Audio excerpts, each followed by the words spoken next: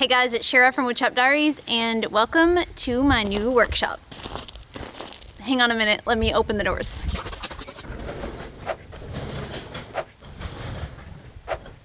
Okay, let's try this again. My new workshop. Come on in.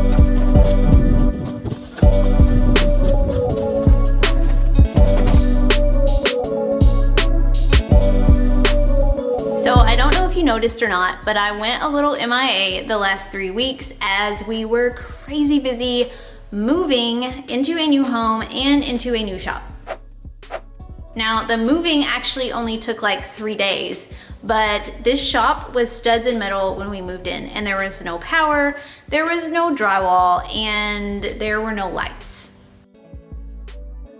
So once we got everything actually moved so we could live in the new house, we got to work straight away on getting the shop ready and functional so that I could work because bills. So the last 3 weeks have been filled with electrical, insulation, drywall, painting, and then like getting everything out of boxes, unpacked and situated in the way that it is now, which most likely will change because I can't make up my mind and I don't know what I want. Now, I would love to tell you that I took the time to film everything that happened over the last 3 weeks, like getting the shop from the studs in the metal that we moved into to now, but I did not film that process because honestly, I needed to get back to work as soon as possible, and filming things takes like 10 times longer than actually doing the thing. But I do have a few photos that I can show you of the process just so you can get an idea of where we started versus where we are now.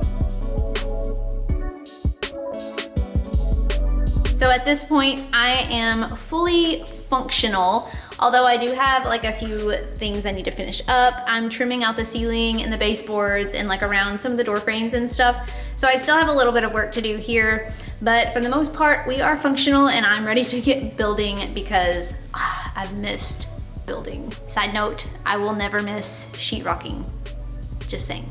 So this video is gonna be a little bit different than my normal videos since normally I'm showing you a project from start to finish and there's an actual like actionable thing that you can take with you, lessons learned, inspiration gained, I don't know. This video, I'm not sure what the purpose of it is except for just to kind of share with you where I've been for the last 3 weeks and to show you my new space because I'm pretty pumped about it. But just so that you don't go away completely like empty-handed, I am gonna be sharing with you how I built my lumber rack. It's a really inexpensive way to build a sturdy and functional lumber rack, and I've used this exact same design in my last 2 shops, and so I used it again in this one because when it works, it works. So I hope you guys will enjoy that too, but let's go ahead and get started with a quick shop tour. So let's start this shop tour out with just a few basics about the building. So in case you wondered, the building is 36 by 46 and it was already here when we purchased the property. So the concrete was poured, the walls were up, and the metal was on the outsides, but that was it. So they didn't have any power, they didn't have any sheetrock. There was one room right here that was like framed out, just studs, but it wasn't like finished or anything. So we came in and we wired everything up. So once all the electrical was ran for the outlets, the lights, I came in and I used batt insulation between all of the studs to insulate the building. Once it was insulated, I then hung the sheetrock, finished the sheetrock, and painted. Now, just in case you're wondering, this back wall we did not paint because I have some ideas for that back wall and it will be completely covered by other things. So stay tuned if you want to see that, but for now, everything else is painted. I have yet to finish all of the trim. There's some trim to do, but for the most part, the space is ready to use. Okay, so I can show you around here. So we can start with this wall and space over here. So one of the things that I hated about my old shop was that I shared it with my husband's tractor and the yard equipment. So every time that I got done with a project and I needed some finished shots, some finished photos of it, I had to move the tractor, move all of the yard equipment, sweep everything clean, and then take pictures against an unfinished drywall wall. So my pictures never really turned out very well, and it was just one of my little pet peeves that I hated having to deal with when I got done with the project. So when I moved into this bigger space, I decided to use this wall area as like my designated staging center. So I painted one wall white, so I'll have a white staging wall, and I painted one wall black, so I'll have a black staging wall. So when I get done with my projects now, I can just move them in front of the wall, take a few pictures, and I don't have to deal with like moving a ton of crap just to get like 3 pictures. So if we move on to the middle area of the shop, this is where I will be doing probably most of my work. So this wall right along here is where most of my outlets are. So I've got my 220 outlets for my table saw and my bandsaw, and then I've got my workbench out here in the middle so I can like sand and assemble whatever on my workbench, and then I've got my miter saw up against the wall so it can plug into the outlets. And again, I've got some big plans for this back wall right here, so stay tuned for that. But for now, this is mostly like my little working area. And if you're wondering about what this room is right here, this is actually not really part of my shop. So it's like under roof and it's in my shop building, but if you walk out that door, it's just like gravel. So you just step down into a little gravel pit, and there's a sliding door on the outside of the building, so you can like move tractor or lawnmower or whatever from the outside of the building and put it under roof, but it's not like concrete or anything. So that's kind of Danny's deal. He can put whatever he wants to in there. I'm not gonna use it. And if you move to that side of the building, this room was already framed out when we bought the property. So the building was up, and I told you that he had framed out like this random room, but nothing was sheetrocked and nothing was like finished. So my plan when we first moved in was to actually tear this room down. I wanted all of this space to be wide open. But the more I thought about it, the more I thought, you know, the more walls that I have, the more opportunity there are for outlets, which I need. So I decided to leave this wall, and we kept outlets on both sides, on the outside of the room and on the inside of the room. So I'll have plenty more outlets, and it just, I'm glad I kept the room. I don't really know what I'm gonna use the room for. I've had a lot of people suggest that maybe I could use it as a paint booth, which is fine. I don't have a sprayer, and I don't really want a sprayer, but the option is there. So we'll see as time goes what I end up using it for, but right now I'm using it mostly just for lumber storage. It's where I put my scrap plywood, my scrap wood cart, and plywood storage, and it's also where I put my lumber rack.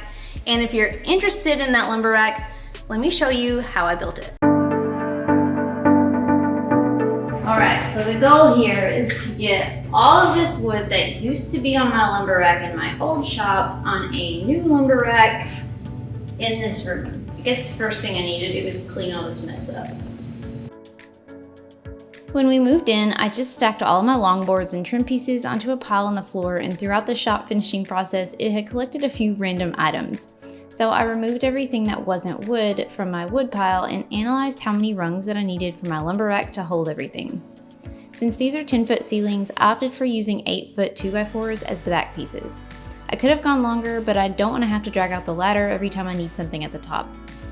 If your ceilings are 8 foot, you may need to measure and trim a little off the 8-foot boards so that they'll fit perfectly between your floor and your ceiling. Either way, I grabbed 4 8-foot 2x4s for my back pieces and cut 5 14-inch long pieces for each back piece to use as the shelves. I cut an extra 14-inch long piece to use as spacer block to evenly space out these rungs as I screwed them in place.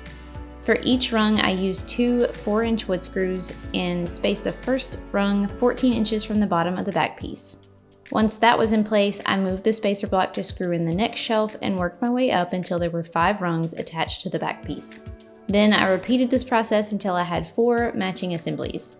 Now you could totally make more if you were worried about the weight or you needed a longer lumber rack. I spaced these out along the studs in the wall so that it spanned about 12 foot from left to right. Then I used a level to make sure that they were standing straight and screwed each one into the studs with 3 4-inch long screws. Now, I know the question that everybody is going to ask is, how much weight can these hold? And I don't know, I've used them in my last 2 shops and they worked great. They're inexpensive and easy to throw together, and they've always held everything that I've put on them. So I used them again, and I don't know how much weight that they hold, but I do know that I can climb up them with no problem.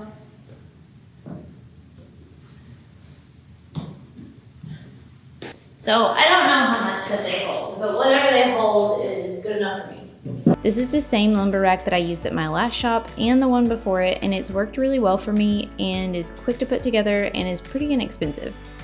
I loaded up all the wood that was previously on the floor, and now let's jump back in and finish the shop tour. So as you can see, this is just an unfinished room. I hung the sheetrock in here, but I did not finish it yet because I still am undecided as to what I'm gonna do with this room. So we'll just have to see. Time will tell, I guess. But it's nice to have because I can keep all of my like lesser used tools, like my lathe and my bandsaw and my planer, in here and out of the way, so that it leaves my middle bay, where I'm mostly gonna do my work, a little more open, room for my projects, room to move around, whatever. And I mean, in a nutshell, that's my shop. It's a new space. I'm still getting used to it. Now, I'll be totally honest here. This building is way bigger than I really had ever thought I would have. It's just a lot more than I had ever even dreamed of. So I am excited and a little nervous and a little overwhelmed, and I think it's gonna take a little bit of time to settle into this space, so I hope that you'll bear with me, and I hope that you guys are as excited as I am to see all the projects that I do in here and all the projects that come out of here. So I promise to be back very soon with more actual projects to share with you from start to finish, more how-to videos and more project plans. But for now, I hope you guys have enjoyed this quick shop tour, kind of life update. And I hope you guys will subscribe and follow along if you aren't already, so that you'll stay up to date on all of the upcoming projects. I truly appreciate all of you guys. Thank you for following along on this crazy Woodshop Diaries journey. And I truly hope that you guys are inspired and excited and encouraged when you get done watching each and every video that I share with you. If you made it to this point in this video, thank you so much for watching. And until next time, happy building.